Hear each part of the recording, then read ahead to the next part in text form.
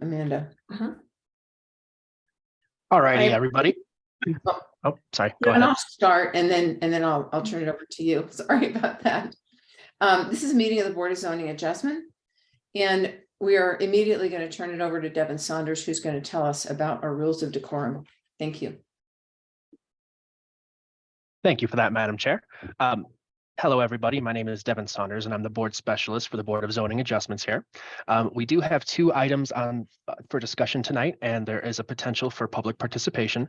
So I will be sharing my screen here and going over our rules of decorum slides.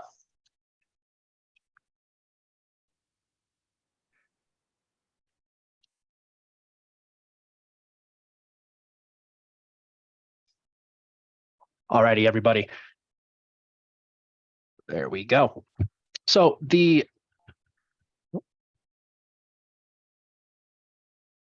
maybe if technology will work for me here today.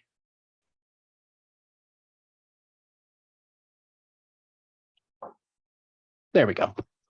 The city has engaged with the community members at large to co-create a vision for productive, meaningful, and inclusive civic conversations. This vision supports physical and emotional safety for community members, staff, and board and commission members, as well as the democracy for people of all ages, identities, lived experiences, and political perspectives. If you'd like more information on this general community engagement process, this link right here, and I'm happy to send that to you, will give you that information. Just as a general rundown, some examples of rule and decorum found in the Boulder Revised Municipal Code and guidelines include that all remarks and testimony should be limited to matters related to city business. No participant should make threats or use other forms of intimidation against any person. Obscenity, racial epithets, and other speech and behavior that disrupts and otherwise impedes the ability to conduct the meeting are prohibited. Participants are required to identify themselves using the name they are commonly known by, and individuals must display their whole name before being allowed to speak online. Currently, only audio testimony is permitted online. When we come to the part for public participation, there are a few ways in which you can join. If you're on the Zoom, there is a little raise hand function that's right at the bottom over here.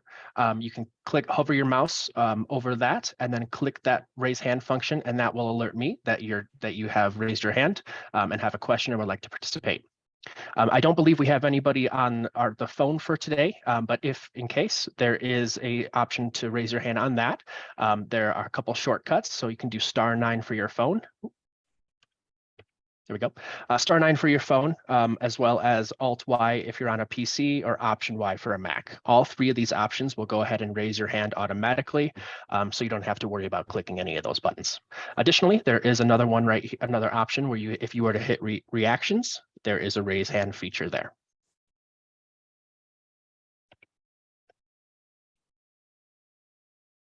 And with that, I will turn that back over to you, Madam Chair.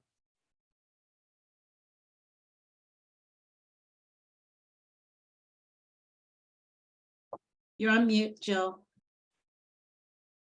Thank you very much. I appreciate that, Nikki. So tonight we have 2 items. And the order of the items, and I actually don't have the numbering right up in front of me. So do you want to give me that, Robbie, the next 2? Of course. The first item is BOZ 2022-18, 18. And then the second item will be 19. Thank you very much. So on each item, staff will present first and the applicant second. Next, the public will be invited to comment. Then the board will discuss. We should do a brief review of the voting rules. They are that an affirmative vote of 3 or more board members shall result in passage of the motion. An applicant cannot be approved with less than 3 affirmative votes. Tonight we have a board of 4, so just please keep that in mind. If the first vote taken on a motion to approve or deny an application results in a tie, 2-2, the applicant shall be allowed a rehearing. A tie vote on any subsequent motion to approve or deny shall result in defeat of the motion and denial of the application. And when we try to get a feel for things before we proceed with a vote of 2-1 or 1-2 on a motion shall in all respect be considered a tie. So at this time, we're going to start with Robbie presenting to us. And again, Robbie, I don't have when I'm jumping into the link, I'm getting on the wrong page on the city website. So would you please read the case number that we're going to start with? Of course. And I can just go straight into the description and everything as well, if that's okay. Please proceed. Okay, let me just share my screen real quick for the first item. Okay, the first item is docket number BOZ 2022-00018. The address is 423 Marine Street, and this is a setback variance. As part of a proposal to recognize and establish an existing single-story non-conforming detached building, the applicant is requesting a variance to the minimum interior side yard setback standards for an accessory structure in the RL1 zoning district. The resulting interior side west setback will be approximately 1.7 feet taken from the closest point of the subject building, where 3 feet is required and where approximately 1.7 feet exists today. Section of the land use code to be modified, section 971, Boulder Revised Code 1981. And up there on the screen, I have the property that is being looked into tonight. They're circled in red. And north is up on this image. And again, the property is zoned RL1. And tonight, the board is considering the location of an accessory, a detached building at the back or north side of the property, where just below where I have Arapahoe Turner Private Alley labeled. And this kind of gives you a better idea of where exactly this detached building is located there. I highlighted it in blue on both the aerial image on the left, as well as the existing site conditions, the survey on the right. And it is again located at the back or the north part of the property. And this is an alley view of their circled is the subject building that exists today. So tonight, the board is considering the interior side west setback and the existing location of the structure.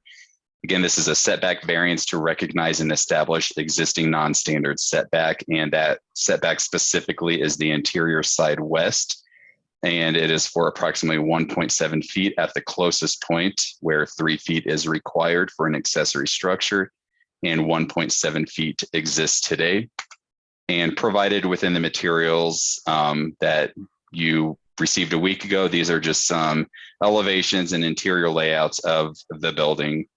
And the intent is to, in the future, and there's an active application, convert this into a detached accessory dwelling unit, ADU. So a little in the way of some zoning information, zoned RL1, the lot is 7281.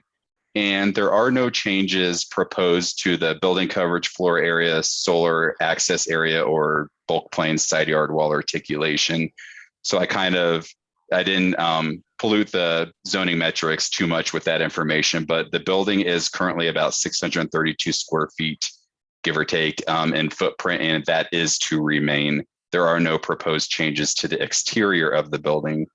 And building height is existing and proposed, no changes at about 13.25 feet. So it is below the maximum allowance for a detached building. In a little way in the history, no permit or clear permit history was found subject to when this was constructed, but there was mention of an existing detached building in a 1994 permit for the main part of the house. So it is assumed that the accessory building likely predates 1990. And again, there is an active ADU permit through AUR 22-00032 that I believe this setback issue was caught within. And pending the outcome of tonight, the applicant would then need to move forward with finalizing that AUR or the ADU permit. So within the application, the applicant did respond to criterion H1A and or H1 and H5, and that is what staff used when determining our recommendation. We are recommending support of the item as proposed, primarily because this is an existing condition that was established prior to the current homeowners. And there are no exterior changes proposed to the building. They only have to get this variance to be able to establish a future accessory dwelling unit within, because the accessory dwelling unit standards do require a unit to be located within a conforming building. And as stated, the existing setback that was established decades ago is at about 1.7 feet, where 3 feet would be the minimum required if this was built today. So in terms of it impacting surrounding properties and there being any other alternatives to meeting the setbacks without the relocation or demolition of the building itself, staff finds that this is an appropriate request and is simply recognizing an existing condition and not proposing an expansion of any condition. So with that, again, staff is recommending support and approval as the item has been presented within the application. And I know we do have somebody here representing the application. And if you have any other questions for me, I'd be more than happy to answer them. So I'll leave it at that.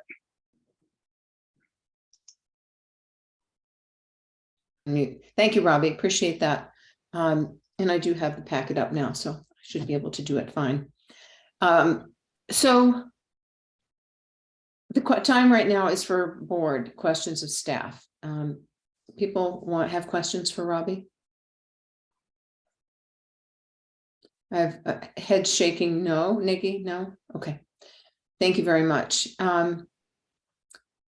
So at this time, we ask the applicant to present, and then we'll ask questions after that. So off you go.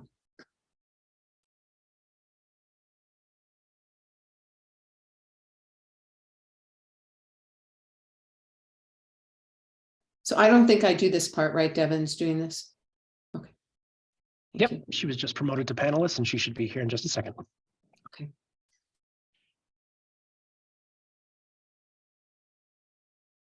Hello, good evening. Can everyone hear me? Yes. Hi, thank you for hearing and reviewing. I think Robbie did an excellent job, very impressive on presenting. I don't really have anything else to add, but my name is Sebastian. I'm with Buildwell and we're representing Jason Letman, the homeowner who has asked us to try and help him get an ADU approved from the city. And then as Robbie mentioned, we realized we had to apply for a setback variance. So if there's aren't any questions that I can answer on the history of the project, I think Robbie did an excellent job describing it. Yeah. So Sebastian, if you do me a favor, please, and identify yourself with your full name and address, and that's, I think, your residence address. My full name is Sebastian Barlerin, and my address is 865 34th Street, Boulder 0303. Thank you very much. It's just, I should have mentioned that when I introduced you. I have some questions that could really be answered by either one of you. This one in particular by you. So I'm going to ask it now. So you're not going to want it. So first of all, is the garage being used as a garage right now, and has it been recently, or is it not used as a garage? Currently, it is not being used as a garage. When Jason Letman, the homeowner, bought it, as I understand, the previous homeowner had kind of turned it into a like a little workshop. Okay. And, had done some electrical upgrades and had done something, but it was incomplete. So when Jason bought the property, he wanted to get it up to code and get it nicer, standard. He wants to be able to use it as kind of like an office. And with that, so accordingly, there's no change in use of parking on the site. There's a single parking space there, and that's where they park. That's my goal here, is trying to figure that out. There is a single parking space. There's one that is to the east of the existing structure. Yeah. Then in ADU application, we've applied to have the other parking space just to the north of the garage, and that's still within, that's still on the property. Okay, that's helpful to know. And then is this I assume this is an affordable unit based on the square footage? Is that right? An affordable ADU? I think we are, It is, I think we are just under the square footage to apply for as a market rate. So not an affordable ADU. Just over or just under? I'm not sure I understood that. There's a little breakup in your signal, so. Sorry, must be my Wi-Fi. We are applying for it as a market rate ADU, not a affordable. Okay, so what size would that be then? I think that the garage itself is under 550 square feet. And I think that that is the cutoff. Yeah, it is. Yeah, yeah. I just wasn't sure because the building itself is a little bigger than that.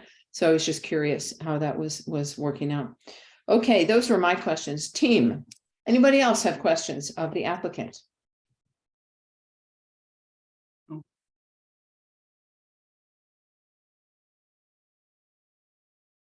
Katie, you're good? Okay. At this time, we ask for public input, and I'm pretty sure I've been told that there's no one else here, but Devin, I do have to rely on you for that. Yeah, thank you, Madam Chair. I'm not seeing any attendees or public participants at this time, but this is the time in which you would do. So if anyone would like to participate, please raise your hand at this time.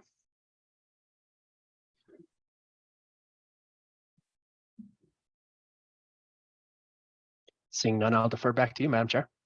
Thank you very much. Given that the public hearing is closed, given there's no public comment, let's open the matter to the board for discussion. Who would like to go first, please? Nikki? Go ahead, Nikki. Thank you. Thank you, Jack. Jill, I'm very curious. You've been on the board longer than I have, so you know about the ADU issues. Can you help me understand your question in regards to market rate versus affordable ADU? So all I was asking, so a detached ADU, in order to be charged market rate, has to be less than 550 square feet, as stated by the applicant's representative. And so that was my question. Just whether it doesn't really impact the decision for us. I'm more curious again on the ADU thing, since they're going through this process of re-examining ADUs. I'd like to know what applicants are being told, because that is one of the issues where they have indicated they may make a change. So I was curious because of timing, because since that's on the table, if I was getting an affordable unit because of size and it's so close on this one, I would want the applicant to know that, but in this case, it doesn't matter because it's less than 550 square feet. Mhm. So that's where I was going with that. Yeah. Thank you for asking. Other questions? Or comments? Jack, did you have your hand up? Yes, I did. I think this is a very appropriate ask for the owner. Again, there's no change to the existing building. There's no change to the character of the neighborhood. Everything is simply in place, ready to start. And there's what we're doing in essence is just a required procedure to get this moving. So, and again, I find the request very appropriate and would support it. So I guess I had one thought on that. Thank you, Jack. So I just wanted to clarify some based on something that you said, that he wanted to bring it to code, but I understand his work was being done without a permit. So was there an intention to get a permit and they just started some work and got called in by a neighbor, or how did that go? Yes, I believe what happened was that he had hired like a local carpenter kind of do some baseboard, drywall, paint, and what I think happened is an alleyway neighbor had seen that work was going on and then called the city and a stop work order was issued. And that's when Jason had called us and said, hey, this is the situation I'm in. Can you please help me get a permit? These are the goals. And now we've applied for the ADU and we're here now. Okay, thank you. One quick question, Seb, what did you have to then backpedal and make changes to the scope of the project from a construction side, or is this more just getting a permit? You know, what I would imagine will happen is that we will need to backpedal a little bit, to meet energy code. You know, we'll have to install solar panels, I'm sure, on the south facing roof. So I think that there will probably be a little bit of additional work to meet city standards. But as Robbie said, there'll be nothing, well, I suppose solar panels will be an exterior change, but everything else will be on the interior of the building. Okay, and a follow-up question, if I may. Have you talked with the complainant, the neighbor who complained? I personally have not, no. And I'm not sure what neighbor it was. I'm not sure if it's, yeah, I can't really speak to the sort of the genesis of the stop work order. Okay, great. Thank you. Thank you, Jack. Any other questions or comments? Katie, you good? You're muted. I'm good. I don't have any other questions. Yeah, and I ask more about this compliance. You know, we want people to be compliant. So this isn't intended to be punitive. I just wanted to clarify how it got here. So I think with that in mind, do we have a motion? I'm gathering that people are comfortable with this application. Is that right? Is anybody opposed? Probably should ask that question. Yeah. So may I please have a motion from the floor? Motion to approve docket BOZ 2022-00018. Can I have a second? Second, Okay, all those in favor, I'll start with Nikki. Yay, yes. Katie, Yes, Jack, yay, yes. yay from me. So your application is approved and we thank you for bringing it forward and good luck in the building permit process, I should say. Thank you very much for your time and understanding. Okay, we are now ready to move forward with BOZ 2022-19, which is 508 Pleasant Street, I think. Robbie, it's yours. Okay. Okay, this is docket number BOZ 2022-00019. The address is 508 Pleasant Street, and this is a setback variance. As part of a proposal to recognize and establish an existing but non-permitted elevated bridge connecting the single-family house to a detached garage, therefore making both structures a single structure when it comes to land use standards and compliance, the applicants are requesting a variance to the principal structure rear south, interior side west, and combined side west yard setback standards for a house in the RL1 zoning district. The resulting rear south setback will be approximately 12 feet taken from the closest point of the garage, where 25 feet is required and where approximately 12 feet exists today. The resulting interior side west setback will be approximately 3.6 feet taken from the closest point of the garage, where 5 feet is required and where approximately 5 feet exists, or 3.6 feet exists today. And the resulting combined west setback will be approximately 3.6 feet taken from the closest point of the garage, where 7.1 feet is required and where approximately 3.6 feet exists today. Section of the land use code to be modified, section 971, Boulder Revised Code 1981.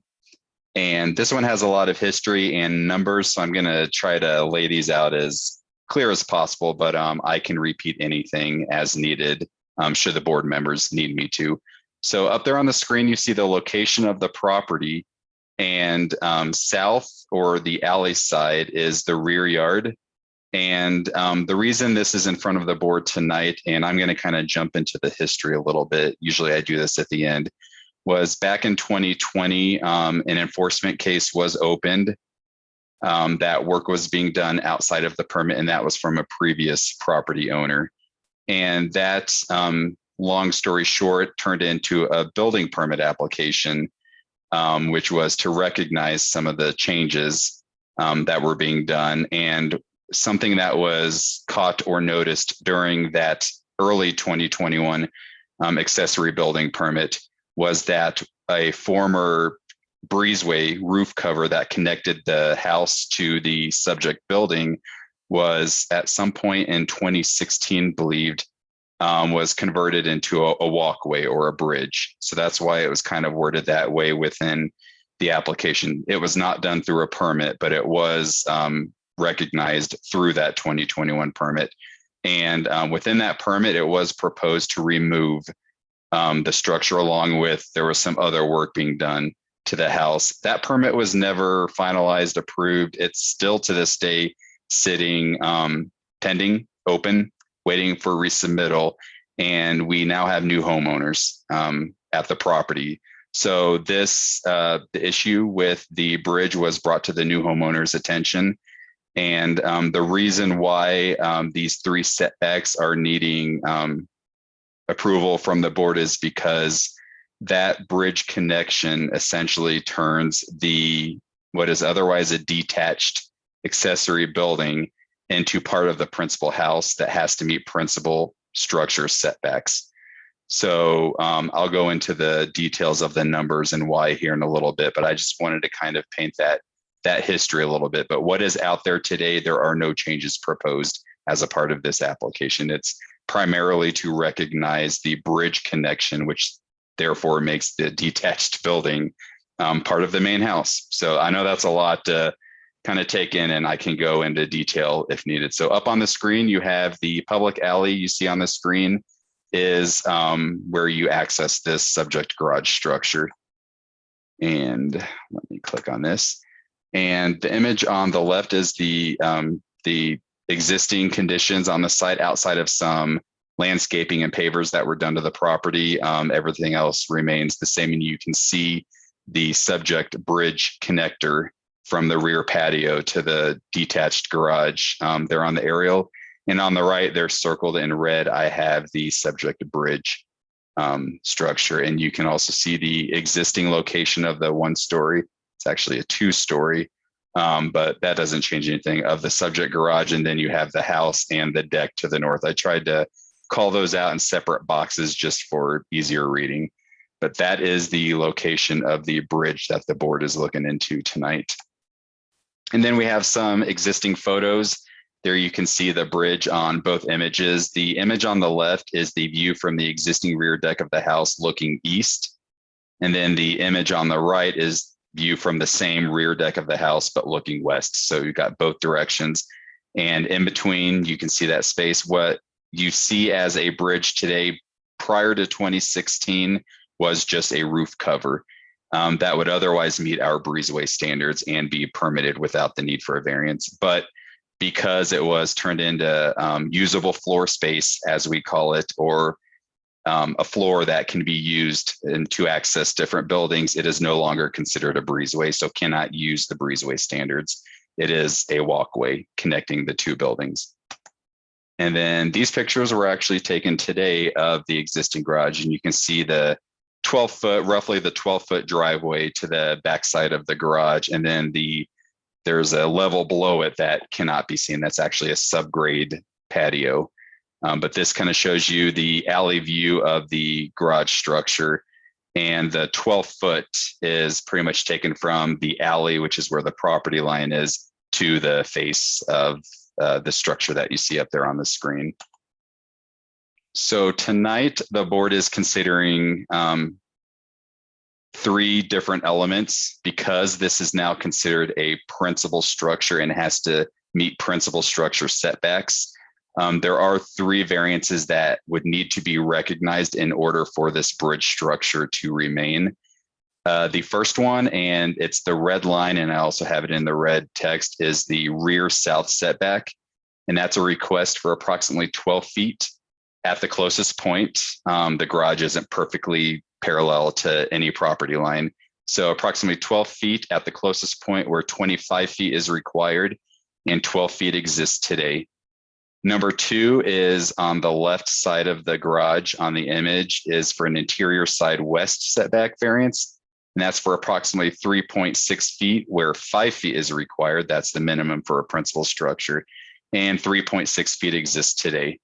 And then the third element, which is kind of wrapped into the second one, is a combined side west setback, again, of 3.6 feet at the closest point where 7.1 feet is required.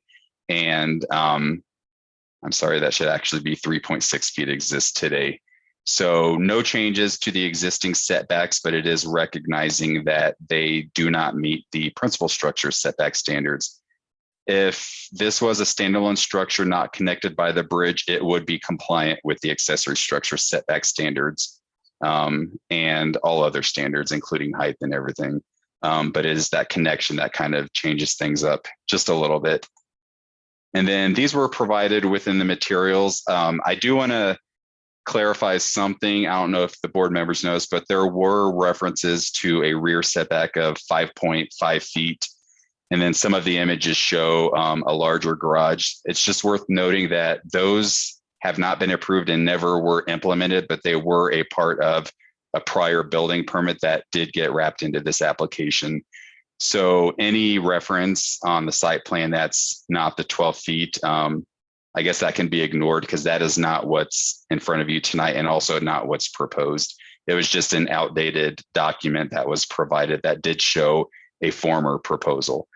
So tonight, no expansion. I didn't know if any of the board members caught that, but there was no expansion proposed tonight. We're just talking about establishment of that bridge and then therefore the setbacks. And then we've just got these were also provided, some deconstruction plans showing what was proposed, but also showing where that bridge is. And then again, as a part of the 2021 accessory building permit, it was recognized that the bridge would be removed and turned back into a breezeway, but the applicant tonight is asking the board to allow the maintenance or to allow that bridge to remain, which is why they're seeking a variance tonight. And I'm sure the applicant can go into more detail, but that was also all described within the narrative in terms of why the bridge would be preferred to be kept versus demolished. And then a little on the way of some zoning metrics, it's zoned RL1. Everything that the board is looking at tonight is existing. So there's no expansion of coverage, floor area, solar access, bulk plane, side yard wall articulation. None of those are impacted specific to the bridge. And there is no exterior work proposed. So what is out there today would otherwise meet an accessory structure in terms of setbacks, height, bulk plane, everything like that. It is all compliant, but it's the bridge that is kind of throwing a wrench into things. And the history I kind of went over already, but I'll quickly touch on that. An enforcement case in late 2020, I believe, was for work without a permit, and that also included an unpermitted bridge. And then a building permit in 2021, early 2021, proposed exterior work, including converting the unpermitted 2016 bridge back into a breezeway cover. And that was never approved or acted upon. And even today, it sits as pending resubmittal to this day. It's unlikely that we would probably have to redo a building permit if that were to come in. And then the previous owner sold the house right before or before the permit was approved or any work completed.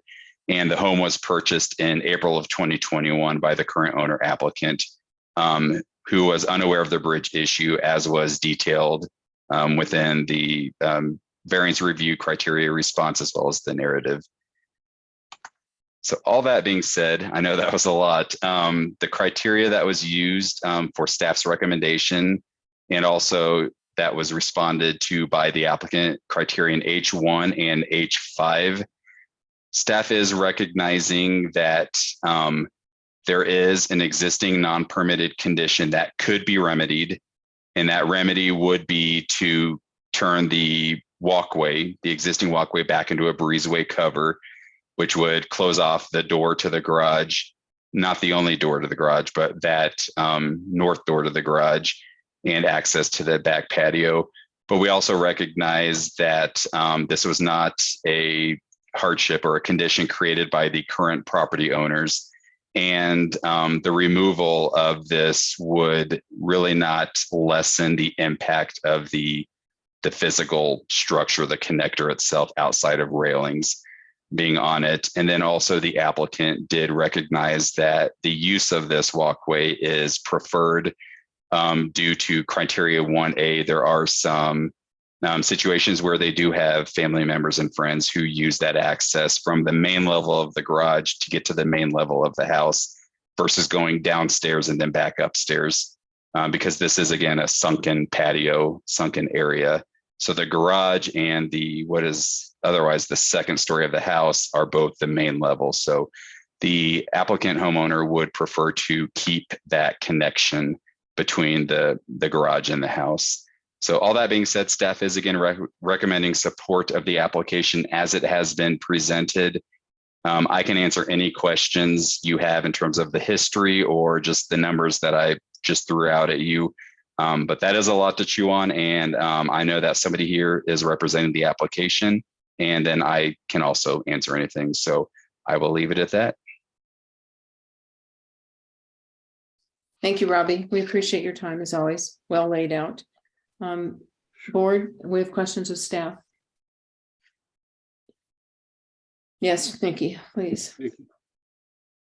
Hi, Robbie. Thank you for that. Yeah.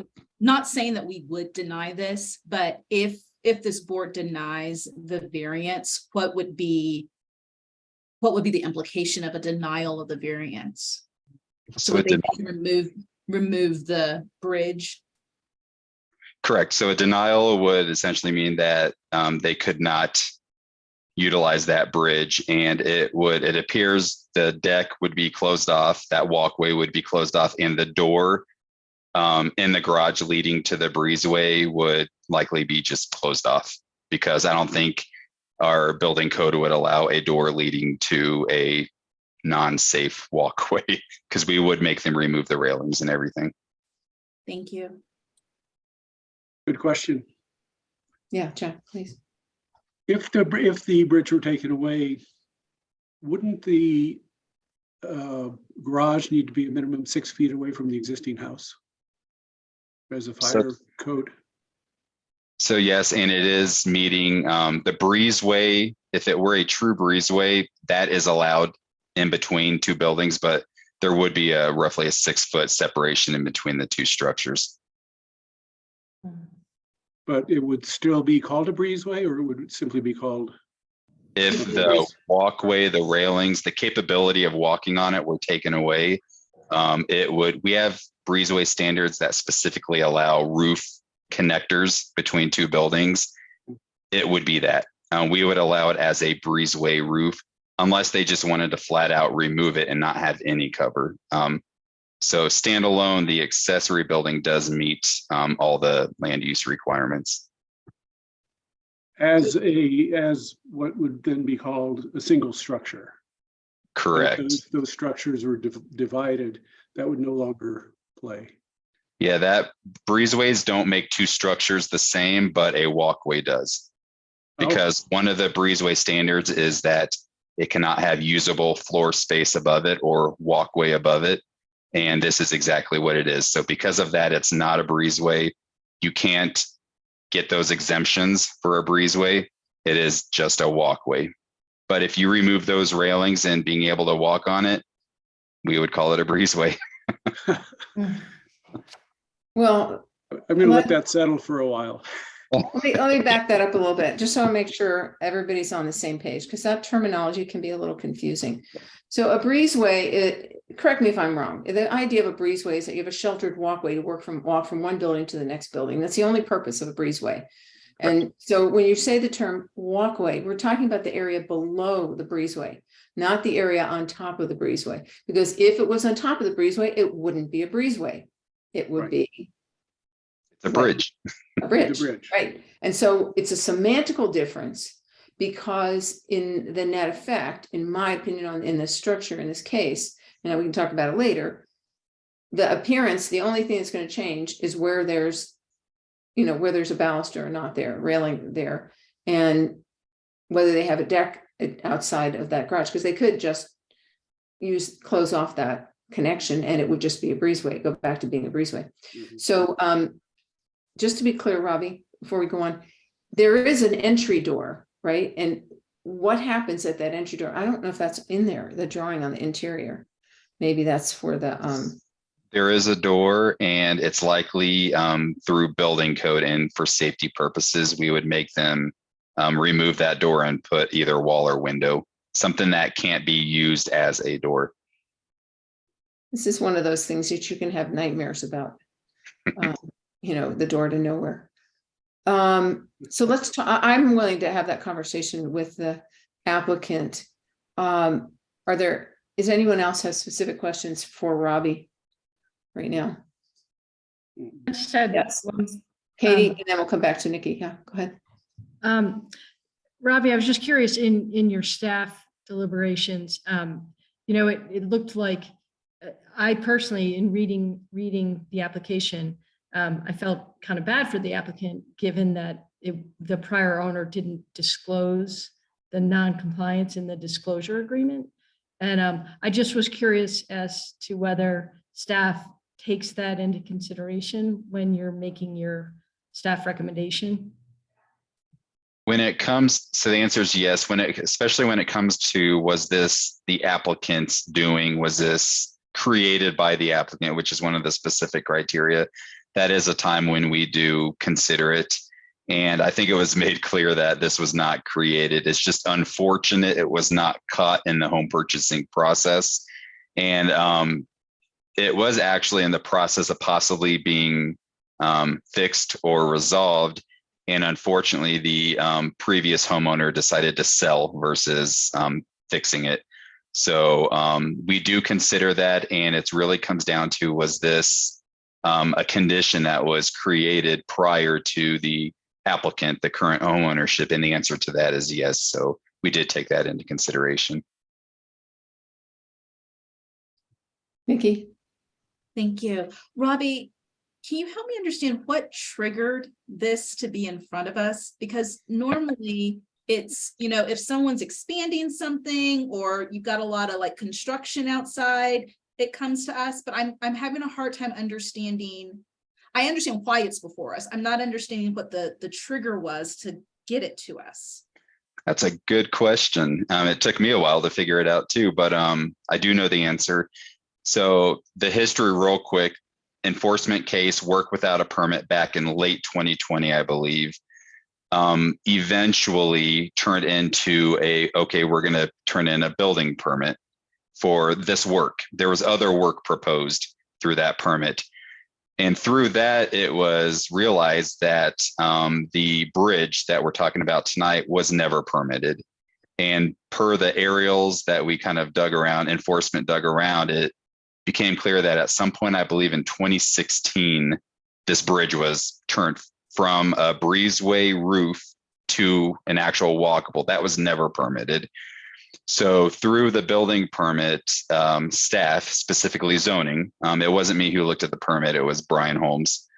And it was recognized that because this is now physically connected, you no longer have a true detached accessory structure. So you cannot utilize the accessory structure setbacks. You have to utilize the principal structure setbacks. And that is all because this breezeway turned it into a connected part of the main house.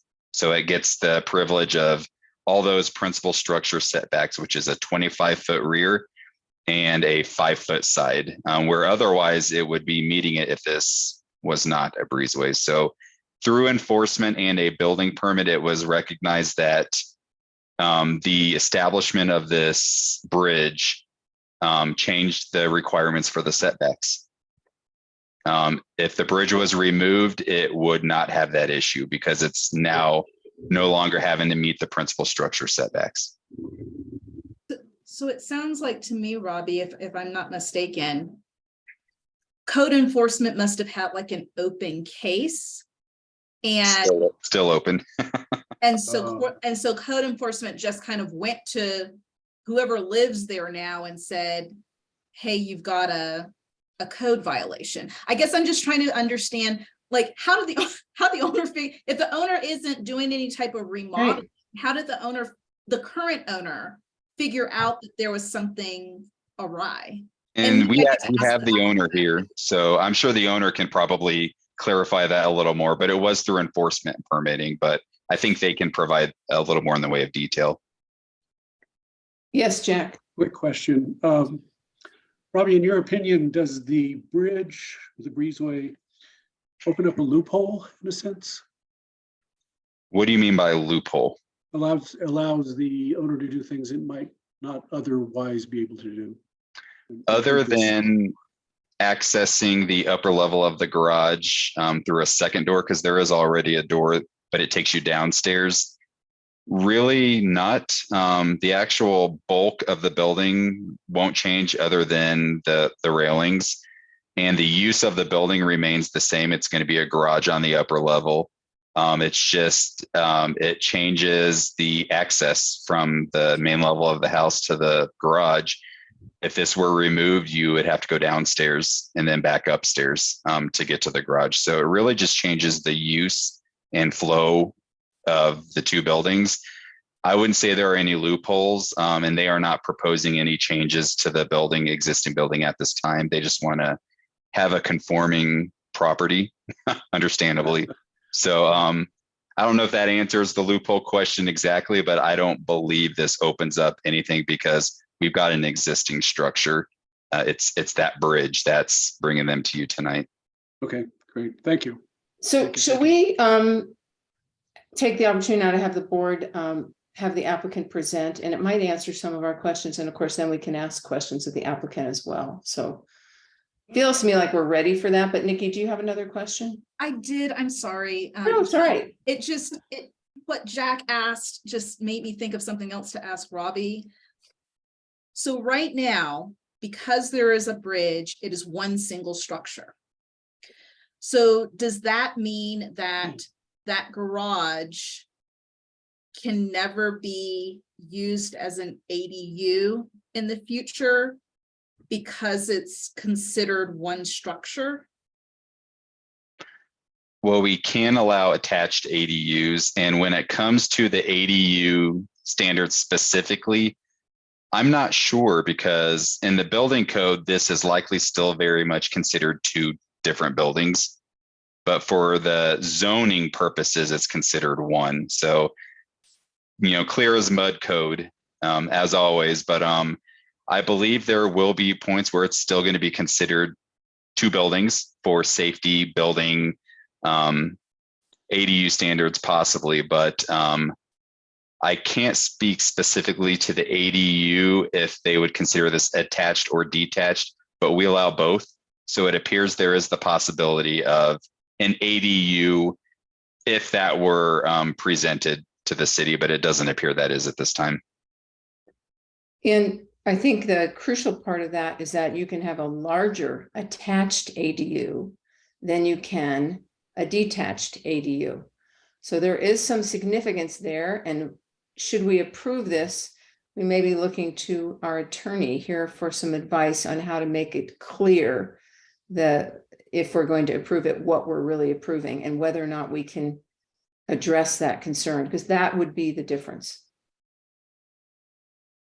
Yes. So Jill, I think we could do that through some of the language that Robbie mentioned, that this is for zoning and not for the purposes of determining detached or attached ADU status. So you'll help us when we get to that point, if we get Certainly. to that point. Just because I do think that's a very good point being raised. I agree. Thank you, Aaron. Appreciate that. So shall we? Now we'll have the presentation, we'll have board discussion and so on. So we're a long way off from making a decision. So Devin, if you're ready to help us out, let's do that. Thank you. Eric, you're able to go ahead and start your presentation. Good evening. My name is Eric Ruffini. I live at 508 Pleasant Street. in Boulder, and I appreciate your time tonight. I'm the relatively new homeowner at 508 Pleasant Street, and we sort of inherited this bridge breezeway problem. And I've been learning a lot about this myself. When we bought the house in April 2021, we knew that the owner had plans and was in the process of getting a building permit and had some remodel plans. We never saw those. And that was kind of the end of the discussion on that. And we really moved into the house, loved it, and really didn't see any need for a major remodel of the garage or patio. And it wasn't until a few months, maybe 4 or 5 months ago, I got a cold call from an enforcement staff member at the city about this existing sort of enforcement case, and I guess it was flagged during this whole permit review process, and so it was really surprising to me. And I went back, I talked to my realtor, I dug out the old disclosure from the sellers, and there was nothing about this.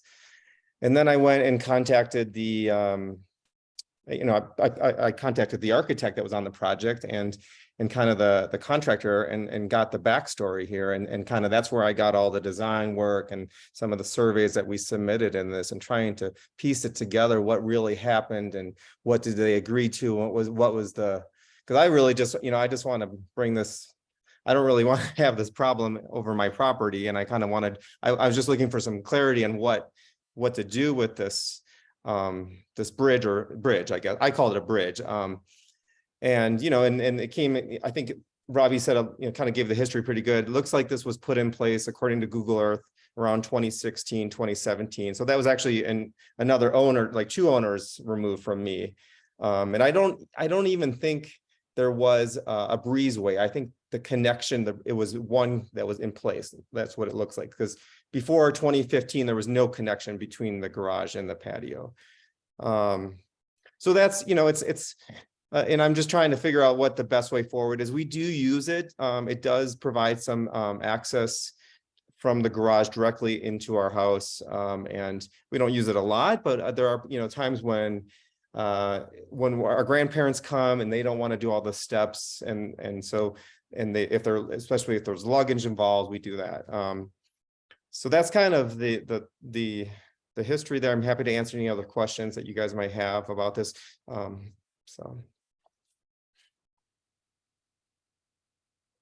Thank you, Eric. I appreciate that. I'm sure we have questions. So let's start. Just if you all have questions, just raise your hand so I know, and I'll call on you.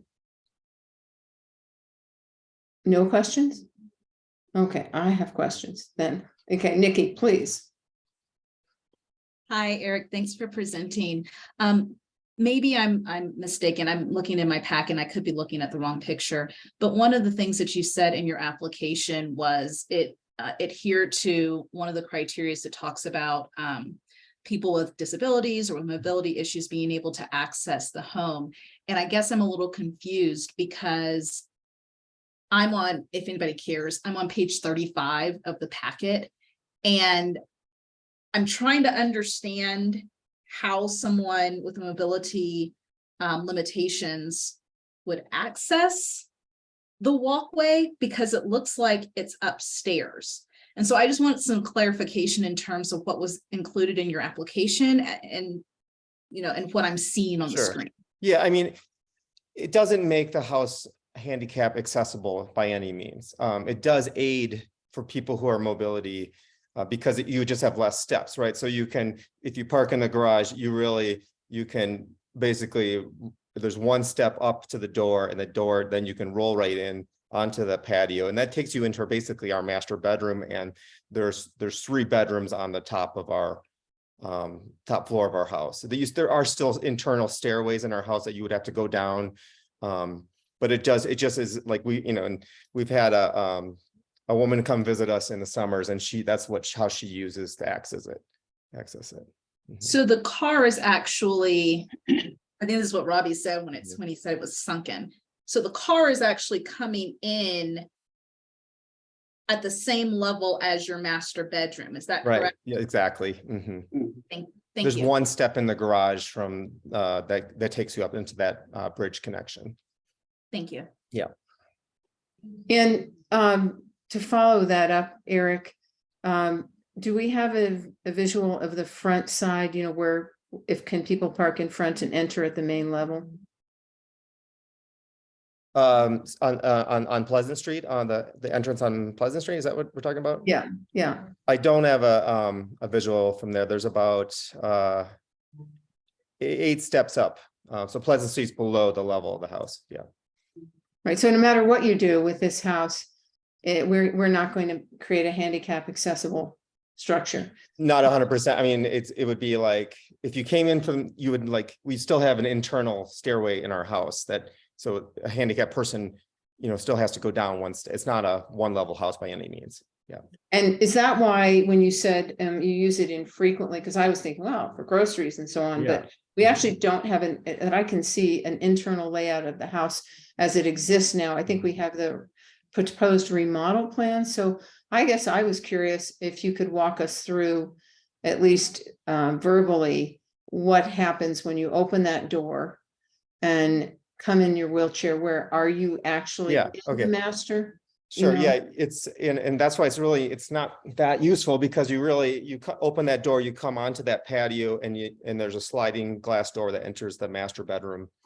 And then that's the top floor of our house, and there's 3 bedrooms on the top floor and a bathroom. And then you walk down a center staircase and you're on sort of the main floor, which has the living, dining room, kitchen, and then there's a basement as well. So it's a 3-floor house that brings you into the top level of the house. And do I see, because there's also a number of steps in front of that slider, it looks like. So again, I think it's confusing what we have here. So if I look at, and some of it may just be the way it looks in this picture. I'm back on 35 again. Is that a set of stairs there coming down to the sliding door? Or is that just an optical? I think yeah, because it is the sliding door and the main master and the bridge are all on the same level. Same level. Okay, Yeah. good. Yeah. So what you're saying is basically if you have an elderly person, let me see if I can restate this, and they come to your house, you Yep. can drive them into the garage. Yep. They can get out in a wheelchair Yep. and they can access the interior of your house. Exactly. If it was a family member, you would still have to provide, I mean, I'm saying you're not going to do this for a once in time guest. You would have to be doing this for a frequent guest where you would have to install a chairlift because otherwise. Exactly. he's Right. It would carrying be a that person chairlift. Right. downstairs. Mhm. Okay. So anybody else have questions of the applicant besides me? All right, I think we're finished with that portion of things. So now it's time for, and again, I don't know that we have anybody, but if we have any citizen comment, now is the time for citizen comment. So I turn that over to you, Devin. Thank you, Madam Chair. I am seeing 0 attendees other than the panelists here. So there are no public participants at this time. Thank you. In that case, we'll go ahead and close the public hearing. And since there's no public comment on this matter, then it's open to the board for discussion. Who's going first, please? And I guess I usually try to defer to junior members, but I'd like to just say a couple of things on this. I'm not saying one way or another what to do about it. I want to talk about it from a builder's perspective. So it's a very practical circumstance to the bridge in some ways. And in other ways, it's very impractical, right? Perhaps somebody in 2015, 2016, we have no way to know, right? Just thought it was a great idea. It was just easier to come in the house that way than go down the stairs, go up the stairs, etc. To bring in groceries, whatever. There doesn't appear to be a logical reason because typically those things are going to come in on the main level. They're not going to come in at the bedroom level. So I definitely see this as being possible to go either way. I do think the thing I wanted to comment about is that you have a land condition where the road itself, the access point, the drive, wherever they're getting into the garage is at the bedroom level. So you have a landscape condition or a topographical condition that is dictating this. Otherwise, they would have, it would be on the ground level. We wouldn't be having this conversation. Mhm. So I just want to make sure we're all on the same page with why this comes up, because it would be much more clear, I think, if you were entering at the main level of the house. I think we could all agree that then it makes sense that there's a handicap need. But when you already have to go downstairs and upstairs, it's more convenient. But is it really meeting that need? And maybe, Nikki, that was some of the thinking that you had around the disability stuff. So that's where I am. So now can I ask if people want to take over talking, please? Jack, please. I think you're talking about contractors. What I see when I look at this plan is a series of mistakes that were made. And not just like, why do you walk out of the garage into the master bedroom? The stairs, as you mentioned, on and on and on. Sometimes contractors, sometimes architects, sometimes engineers, get into a run of bad decisions. And it seems to be what has happened here. But these decisions were not made by the current owner. They purchased the property with every good intention in their hearts. And in a sense, that really begins to stand out. And talking with Eric, it really began to stand out that they did not make these decisions. They were foisted upon them, so to speak. So this is a very interesting little project. I'd be interested to hear some other opinions. Thank you, Jack. Katie? Yeah, I'm in a place where I feel for the owners, because they sort of, as Eric said, he inherited this problem. And, I feel like, in a way, I mean, it was never included in the disclosure agreement when they purchased the house that there was a zoning issue. And I feel like that was kind of on the other, that was on the prior owner. They should have disclosed it. And so, as an aside, I'm sort of curious whether the current owners are addressing that issue with the prior owner. But in any event, I feel like they inherited this, and they're making every effort to come into compliance by seeking a variance. So I'm favorably inclined towards this. Thank you, Katie. Yes, Nikki, you're on. I forgot what this variance is for. Is it a setback variance? What was this variance for, Robbie? Or anybody? Yeah, it's to convert, basically. So it allows a breezeway, which is the roof structure.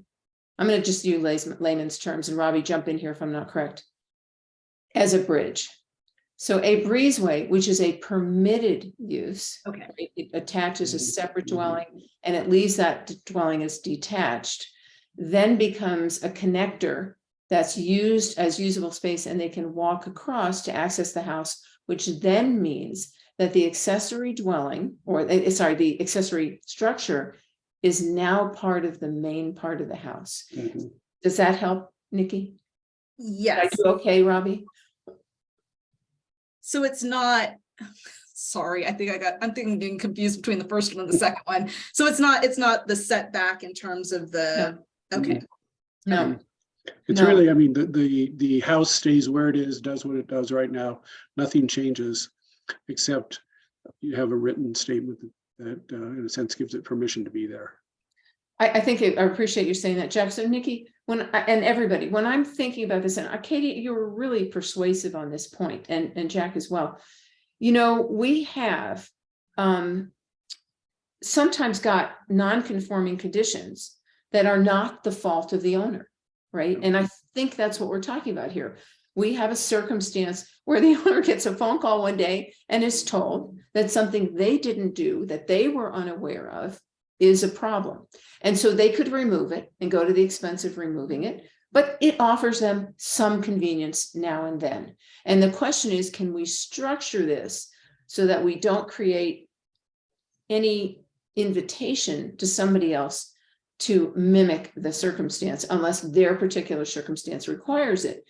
And because I can definitely see this as being a circumstance that require it if you are entering at the main level.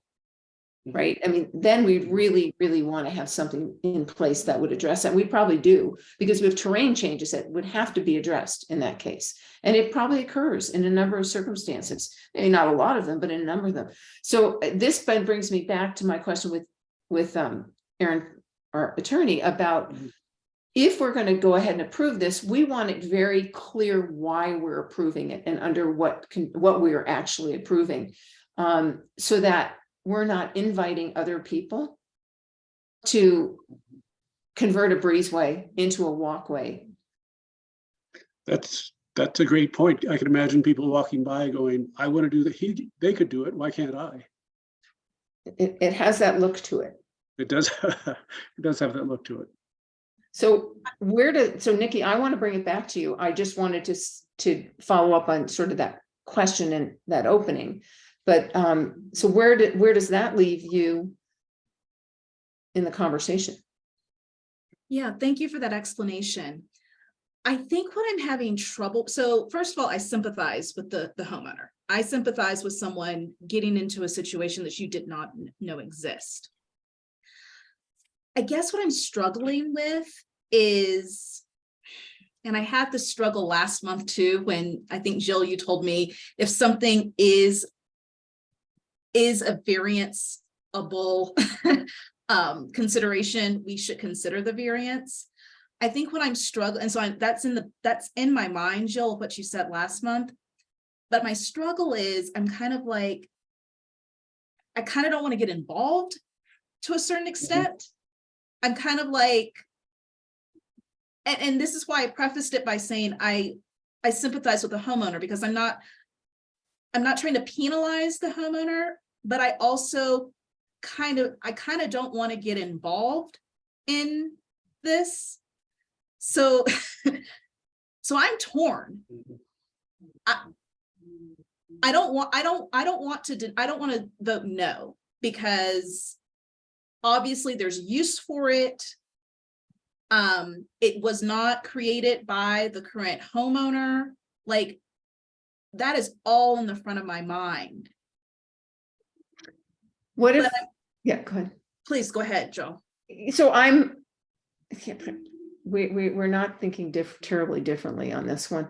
And I think that's why I'm very concerned that whatever we do, if we do it, we craft it very carefully, because here, and it's fairly recent that this happened, right? And Robbie, I think maybe we need, and Aaron, we need some guidance on when you start looking at our criteria, because that's what I'm kind of looking at here, is, are we meeting the requirements for this exception? I mean, are we able to find, because they don't have a disability, right? They didn't create the hardship. As we walk through our guidelines that we have to use for making these decisions, so if I just walk through H1, so I do think we could find there's unusual physical circumstances or conditions. I mean, clearly this relationship between the garage and the house is unusual. But there is no physical disability affecting the owners of the property or any member of the family of an owner. I don't know if the unusual circumstances or conditions exist in the neighborhood. I think that they addressed that. I think they said it does not. But, obviously it's been developed in conformity, but at the same time, I'm like, well, who doesn't want it? I have a detached garage. So I understand we couldn't do a breezeway. I know what the rules are. That's why I'm pretty familiar with it. And, but then so I don't know that you would say that it can't reasonably be developed, and we can't change what's there. It is what it is. And the unnecessary hardship has not been created by the applicant. So in most of H1, we've met that. Mhm. And then we have 5, would not alter the essential character of the neighborhood or district in which the lot is located. That's not right, right, Jack? It's not going to do that. Is that what you're shaking Right. your head? Right. Yeah. And wouldn't substantially or permanently impair the reasonable use and enjoyment of a development of an adjacent property? No. The only question I have is, did I hear you guys say that the breezeway came in 2015? Did somebody say that? I thought it was Eric. I think it was in reference Yeah. to Google, a Google image. It's, I looked up verified through aerials, and the actual walkway was constructed 2016 to 2017. It was not there prior to 2016. It was there after 2016. This is based off aerial. But was the breezeway there? Actually, there was not. It was completely separated. So I may have misspoken on that, but there was nothing prior to 2016, I believe. And also, Robbie, while I am always shocked at the ones that cause us so much trouble. This is a tricky one. When you, I was going to ask you a question about the breezeway. Like, what did they gain by putting the breezeway in? So if it was a true breezeway, it would be the covered walkway between the whatever's on the back side of the house and nothing, because it doesn't lead to a door. The other door is on the side of the garage. So it would just be a cover, not leading from door to door. So then, essentially, if it started in 2015 or so, it was probably meant to be a bridge. They from were the beginning. completely separate. Yeah, Mhm. it was meant to be a bridge. Mhm. So the other thing I was gonna say is, okay, and then we have a homeowner who really, I don't think, and Robbie, you should speak to this, there is no way they could find this out. Unless so is it clear that the previous applicant with the building permit knew this? Is that clear from the record? It is assumed the previous owner knew about this because it was called out as a non-permitted connector addition. But it is now clear that the current homeowner was not aware of it and did not find out through the disclosure. And that's why the disclosure information was provided within the application, which is unusual for a Bose application. Which is why, Jill, I'm just gonna jump in, which is why I'm saying I don't want to get involved. Mhm. Because it seems, to me, this seems like a dispute between the previous owner and the current owner. And so that's part of the reason why I'm like, ugh, I don't know if I want to get involved in this. True. Yeah, the previous owner left many things to fix and walked away.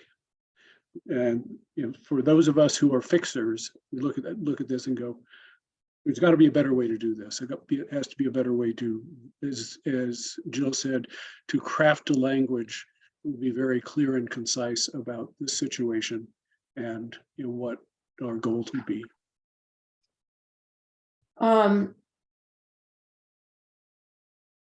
I'm trying to figure out whether or not we can make this decision, because I think that what I'm hearing from Nikki is that this is a legal matter.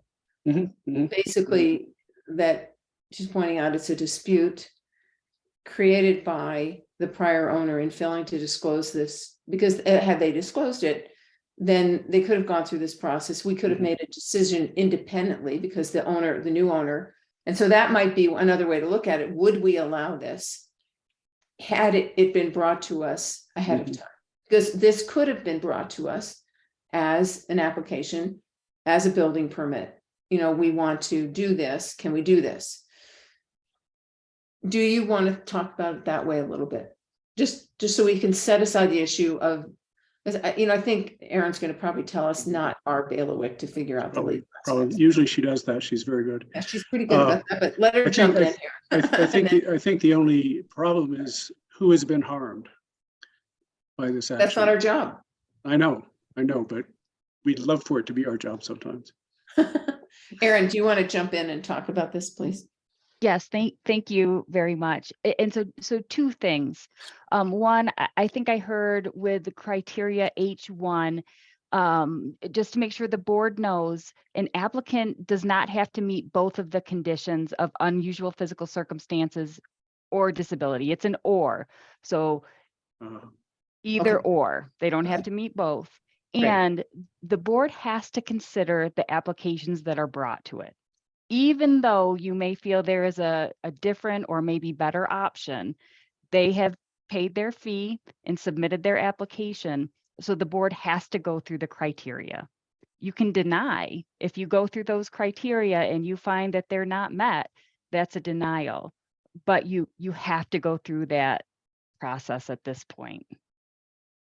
Thank you. So I think what you're saying is, so I read that wrong or just tried to include too much. It's A1 or A2. Correct. Okay, but B, C, and D do apply. Yeah, and it's actually like H1A, little I or little double I. Right. Okay. Thank And you. Robbie has a slide, if it's helpful, that could be put back up if you need that to walk through the criteria. I'm looking at on mine, but we could put the slide up. So I think just to be clear, and I often end up having to be the person that explains this because of the law background, but we are not a court of law. We are a quasi judicial board. And so what Erin is telling us is we have to consider the application on its merits. We don't get to punt. So if you're not going to support it, you need a criteria for variances, reason not to support it, not a legal decision. Because it's not our job. Is that right, Erin? Am I saying it right now? That was perfect. Thank you. Thank you. So with that in mind, so I will say that I'm going to give you an out, Nikki, in that I'm going to support this application. And that means that I think we have a majority. And so this happened last time as well for you. And it's your call. I would appreciate it if you would think for a minute, though, about your, whether you really want to you know what I'm saying? Well, it might be important because you need to consider it based on the criteria. So even though you don't necessarily have to, I think that might be an Erin question of whether or not you really even can perform your job by interjecting sort of the thing that concerns you. It's a hard thing to say. I'm sorry. I think we don't have majority and minority opinions for BOZA, but just as a statement of even before the vote, this is why I don't find the criteria to be fulfilled. I think we've had other board members do that in the past. I don't believe that it's minimum relief is another common one. Yeah. So I would appreciate it if you're going to refrain or from supporting this application, that you do it under a criteria-based reason, if that is fair. So is there any further commenting or discussion, or are you ready for a motion? Because if we're ready, I'd love it if someone gave me one. Ready for a motion. Thank you. I move that we accept the request from applicant at BOZA 2022-19 at 508 Pleasant Street. Do you want to say and approve, Jack? approve? Yes, so that's the word I was looking for. 2022-00019. Can I make a friendly amendment, Jack, to your motion? Please. So Nikki, a pause. We have some notation by Erin as well.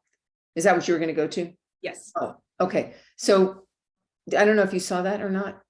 Nikki, go ahead and tell him. Oh, yes. So Jack, my friendly amendment is to just read what is the last thing in the chat box, please. The last thing in the chat box. That would Do you be, see the chat box on the right? You'll need to click on chat and show it up. I've never done this. So if you bring your cursor down to the bottom of the screen, it gives you some options, click on chat. This is Erin Poe direct message. Right. The second one that said made a small change is the one we'd be going on. Yeah. So we will include this language. Just made a small. that's my friendly amendment. You don't have to accept my friendly amendment, Jack, but my friendly amendment is just to make the motion that is listed in the chat box.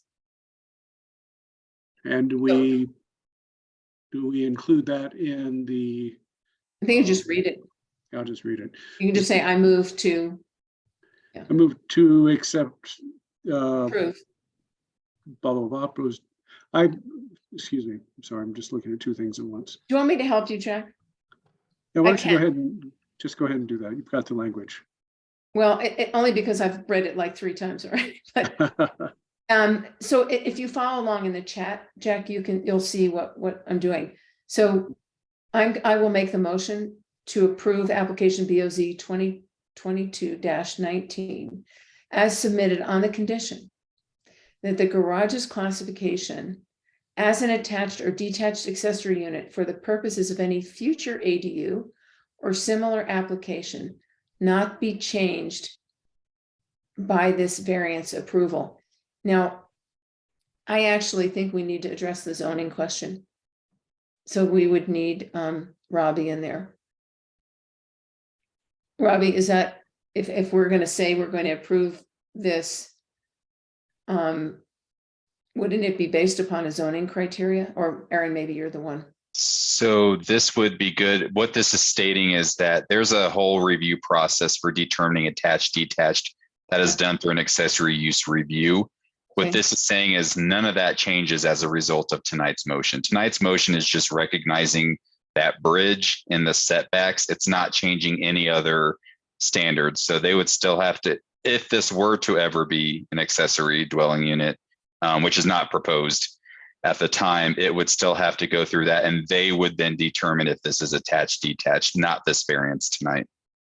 So you're good with the what it says. I am good with this. All right, I've made the motion. I need a second. A second. Thank you. Okay, let's go in order of Jack. Those in favor? Yes, Katie? Yes. Nikki, you're on. Yes. Jill, yes. Okay, but good points. Thank you, Nikki. Eric, you can sleep tonight. Okay, thank you very much for your time. Thank you for your time and patience with us. I'm sure it's not been a lot of fun for you to do this, and we wish you the best. Thanks. Okay. Well, I had no idea that was going to be that complicated, but I did wonder about it when I saw it. it was too simple not to be complicated. Precisely. Thank you so much, everybody, for giving it due consideration, and counsel for your learned advice as always. All right, looks like we have a few things to address. One of the things I wanted to ask Devin, I wrote to Devin and asked him about why they have their video off. I would prefer to see people, but I didn't want to say it and interrupt it. So there was also something that popped up, Devin, right when we came on, saying that participants will not be on video unless something, I don't remember what it said. Yeah, so when it comes to that, I went ahead and promoted everybody to the panelist role. And so in that panelist role, there's a little box that'll come up that's automatically populated by Zoom with that language in it to say if they want to have their video on or not. I would defer to our city attorney, whether if mandating if a video was on is something that is appropriate for the board. But yeah, I would defer. I think that can be a good way to bring them into the meeting, Jill, or or whoever is chairing, to say, okay, you're a panelist there. You can turn on your video. We prefer to see you if that's at all possible, because there's always the potential that due to technology or whatever system limitation they may have, they can't do video. Right. But I think you're well within your rights to invite and encourage them to have it on. It's nice to have that, visual if we can. And they may not just know, the Zoom happens so fast and they're not familiar with it. That was the sense I had tonight, was that they didn't know. So there we go. Okay. And I never got to say the application is approved as submitted, but there we go. We have minutes that need to be approved. No, do we see minutes? There are no minutes for today's meeting. And then do we have matters from the board? Could somebody remind me when I'm done being chair? So some of the rest of you start thinking about being chair? We did have a discussion earlier, so somebody is thinking about it. Somebody's thinking, oh, I missed that discussion. No. Okay. Is it March or is it January? Yeah, so Jill, actually, we were looking at the bylaws, and I'll find it here again. The board shall by majority vote at its first regular meeting the calendar year after the city council has made its regular annual board appointments. So if they make the appointments in March, it could be April, Okay, though the board can decide to have a new election if desired at any time. okay. Well, I defer to the board. Katie, do you have a comment? Can't hear you, dear. No, since I'm new, how long have you been chair? This is my second time serving chair. I've been on the board for, is this my 7th year, 6th or 7th year? So I served in a previous chair term and then I'm serving as chair now. So I think I've been on since March so maybe this is my 6th year. Does that seem right to people? And so I thought it probably ended in March, but it would be nice if somebody else would love to come up at least in March. That'd be great. And Jill, how- you weren't, I'm sorry, Katie. Your times as chair were not consecutive, right? You were chair once in your former term, and now in this second term, you have been. I think so. Mhm. Is that right, Jack? That's right, correct. 'Cause Jack was chair, I I think. was chair. Jill, Jack, Jill. Yeah, Sounds Jack, good. Jill and Jack like to throw the chair back and forth, I guess. We're also the senior members of, of the committee, so we've been on a long time. Nikki, you're catching up to us at some point, though. Very slowly, catching Very up, y'all. Because I think you and Maureen started at the same time, didn't you? Yeah, so, and Katie's just here. So sometimes it's really not that hard to be the chair. It's just, being able to answer questions and I think the one thing that is in the notes is that they ask you, and I try most of the time to do this, I'm not 100%. They don't want the chair to dominate the meeting.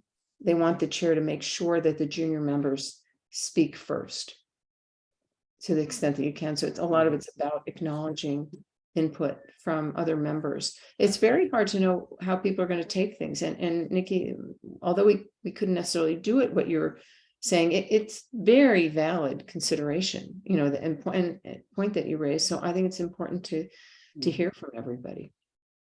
So anyway, keep thinking about that as we head into the new year. And is anybody stepping off of our board? Is everybody going to continue to serve?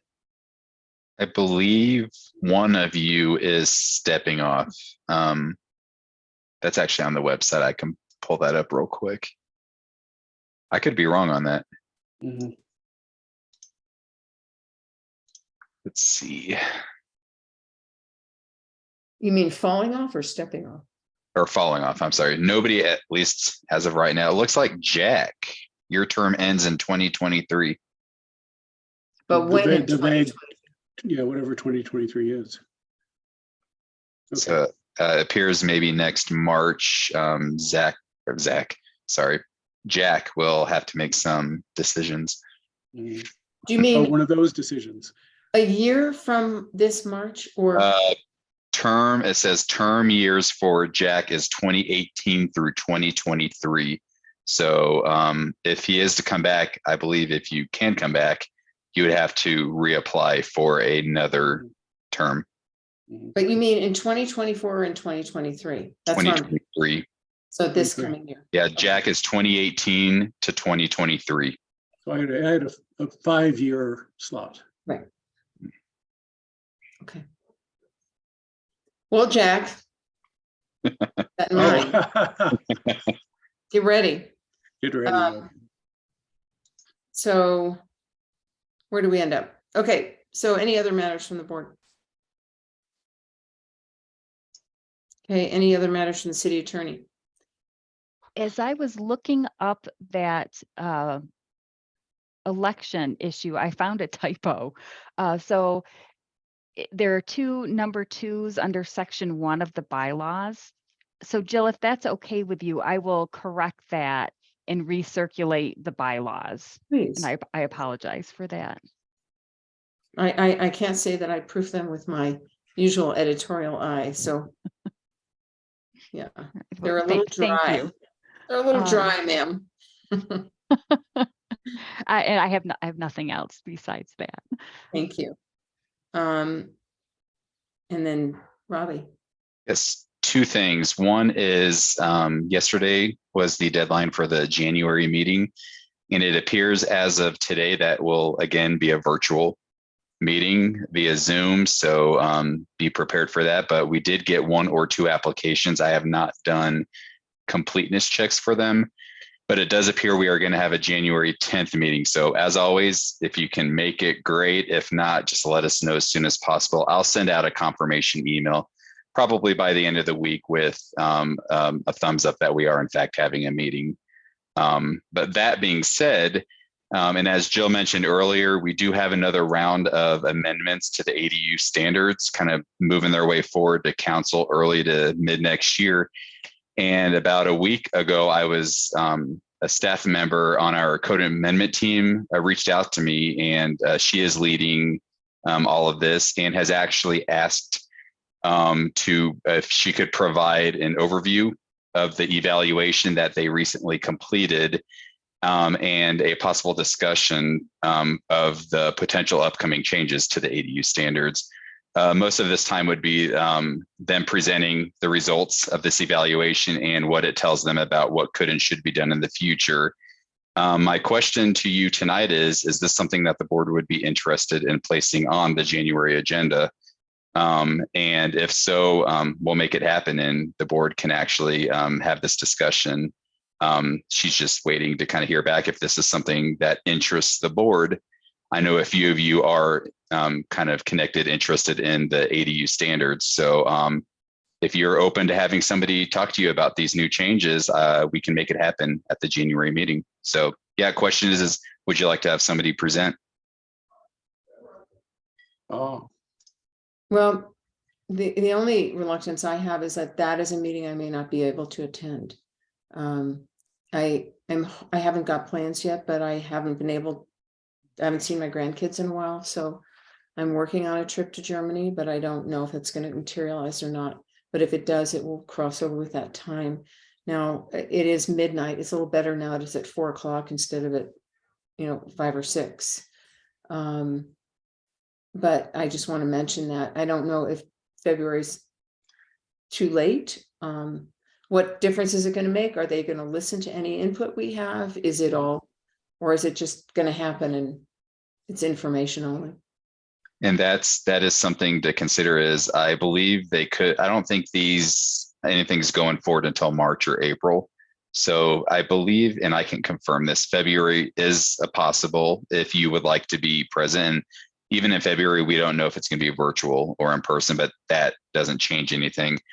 But I also think, to answer your other comment, I believe this is mostly a presentation to the board. They're going to allow a discussion and questions, but I don't believe they are seeking feedback necessarily, or what would you like to see changed. But if there is something that you have a question or a concern or whatnot, this is the time when they will definitely listen, because she purposely came to me and said, we would like to speak to BOZA because they understand that BOZA does touch on ADU, especially ADU size variances.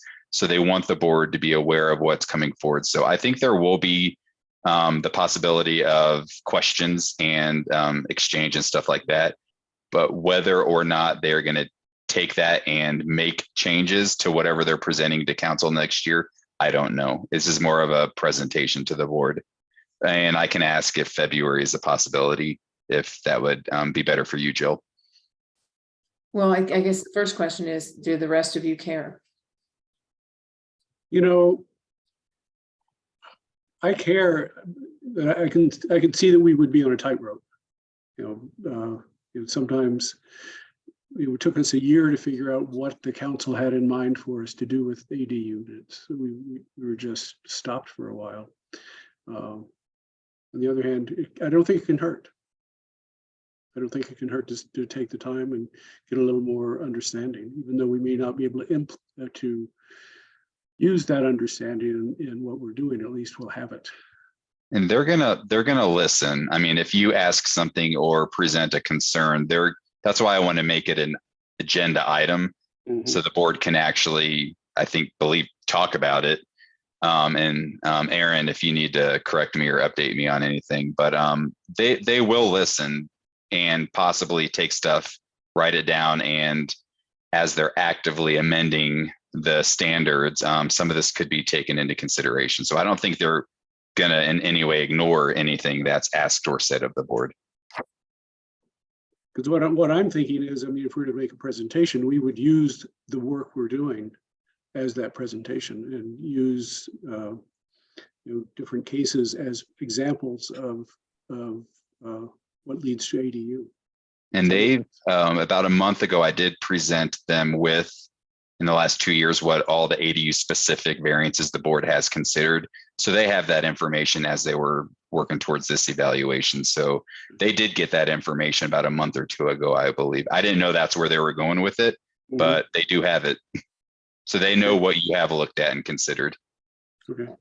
Just so you guys know, I was interviewed for that. I mean, I had a personal interview with them. That was not intended to be as a VOSA chairperson. I think they wanted me to talk as a VOSA chairperson, but we had talked about it and I was like, it's really, I can talk to you from my personal experience of what happened and what I feel. And so in talking with them, I think we run into this issue of, how do we feel? What do we think is right versus what is our role as board members? And so I think it's a tightrope for me. I'm still not convinced that they really understand, because when they sent out I'll tell you why, they sent out this survey, but they didn't include in there is a category of people who applied and then didn't go through with it. So they don't know why people didn't go through. And that's my objection to their process. They should have asked, if you applied for an ADU or an AUR technically, did you accept it? Did you proceed? Or what are you doing? And I think it would have been a lot more informative for them, because there's a whole group of people who applied, and I know because I hear about them through my building stuff, that either are stuck in a process because they don't know what to do with it, or decline to proceed because of the lack of clarity or a variety of other reasons. So, some of these people I've heard it explained as banking ADUs. So they may not have a plan to do an ADU initially, but will go through the process in order to have the ability to do that. So they're all kinds of people. So Katie, Nikki, Aaron. yes. I checked with Robbie and it will be recorded. Because either January or February, we run the risk of someone not being able to be here. So it will be recorded, and a missing member could always watch the video and provide feedback to whoever the presenters are going to be. But I would say it's usually easier to impact the process the earlier you get involved. And sometimes if you wait 4 weeks, it's harder to course correct if you see things that are problematic. So just wanted to put that out there. Thank you. And I can, if it was 1 or 2 in the morning, I wouldn't do it, but midnight is not the end of the world. So it's not great, but I can do that. Nikki, yeah. Well, this may help you, Jill. I don't know if I'm going to be at the January meeting because I have a work engagement that's up in the air. So what I was going to suggest, and I appreciate what you said, Aaron, about doing it earlier versus later. I didn't really catch a lot of Jack and Jill's conversation because I haven't been here long enough. So my suggestion was if there can be some type of internal presentation about ADUs in January, and then, oh, no. So Aaron, jump in here because, so we have the sunshine law. And so we have to find out, we could call a special meeting, right? I mean, Aaron, it's not like we don't have time That's to have a correct. special meeting at a time when we can all be there. Yep. There 'cause if could we're- also be Go ahead. sorry, Jill. No. Like an information packet. Like sometimes that's a tool that council uses so that you get some written material. So at least you have the ability to start absorbing. And then, you know, February, you're not trying to get up to speed and provide all the feedback all at once. And if you see some easy corrections that you want to put out there, you know, you can do that via email at individually, not as a group meeting. I just feel like I don't understand the issue right now. I'm gleaning what the issue is, but I don't have the full information, so. That's right. You don't, nor do I. I know what my issues are. I do not know what they're gonna do with them. Right? There, in the little stuff that's been out in the press, it's not clear. But So- I even want to know, Jill, like what we as a BOZA board has discussed about ADUs and kind of, I want to understand what my colleagues, like historical, opinions are about it, even before I hear the city's presentation, because knowing what y'all have been through and what y'all have discussed in the past, I think will help me when I see whatever they're putting out now. That's just all I'm saying. Oh, good point. I guess this is what I think we should have a special meeting, honestly. I just don't think that it's the right time to do it during our meeting. I think that it's going to take an hour.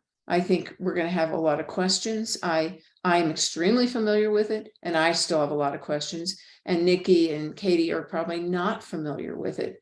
I don't know what marine status is, but I think it's, they should be coming in with a presentation that starts, this is what brought us to this place, and the process that they went through to get the ADU permit process improved, and what it segued and what it did to short-term rentals, and because there's a lot of little things in here.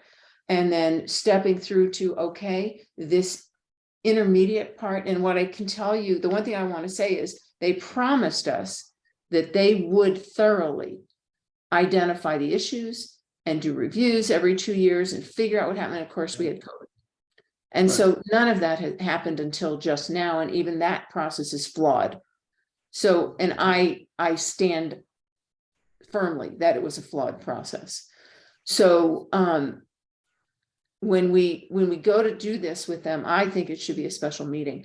And so Aaron, I don't know what we need to do that, but if we could find a time that was mutually agreeable, if it's another, however we would do that, its only purpose would be to understand. Yeah, Robbie, go ahead. I see your hand up. I'm laughing because I accidentally muted Aaron.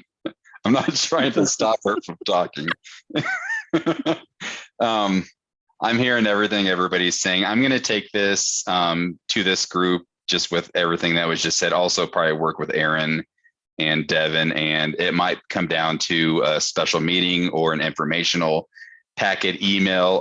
We'll figure that out. But I took notes and heard everything that everybody said in terms of what you want to get out of this and how you would like to participate. So with that, I would say just stay tuned. Something either in January or February will be coming your way. How that is, we'll figure out because we want to make sure that it's informative for you and is something that you want to do. So yeah, I wasn't stopping the conversation, but I am going to kind of go back to the drawing board and also talk with this group in terms of how they'd like to present to the board. Yeah, I think that's the piece that I would just say. I don't think people want to lose the opportunity to have an interactive process. So that's my worry with an information packet is that, for people who aren't clear or have questions, Exactly. we really need a meeting, but certainly an information packet that we could read ahead of time would be very helpful.